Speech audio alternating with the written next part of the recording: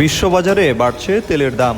25 April বিশ্ববাজারে প্রতি barrel তেল বিক্রি হচ্ছে $105 উপরে।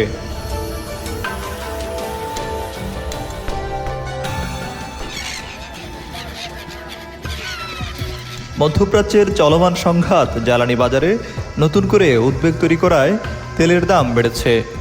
বিশেষ করে হরমুজ প্রণালী বন্ধ থাকা এবং যুক্তরাষ্ট্র ও ইরানের পক্ষ থেকে জাহাজ জব্দের ঘটনায় দিন দিন পরিস্থিতি আরও জটিল হয়ে উঠেছে।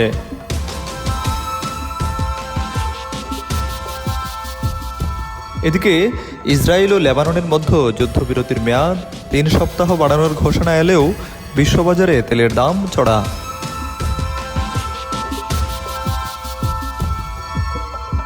বিশ্লেষকরা বলছেন, ইরান ও যুক্তরাষ্ট্রের মধ্যকার ভঙ্গুর যুদ্ধবিরতি ও হরমুজ প্রণালীতে দীর্ঘস্থায়ী অচলাবস্থার কারণে জ্বালানি তেলের এই সংকট আরও তীব্র হওয়ার আশঙ্কা দেখা দিয়েছে। Desk report, B News 24।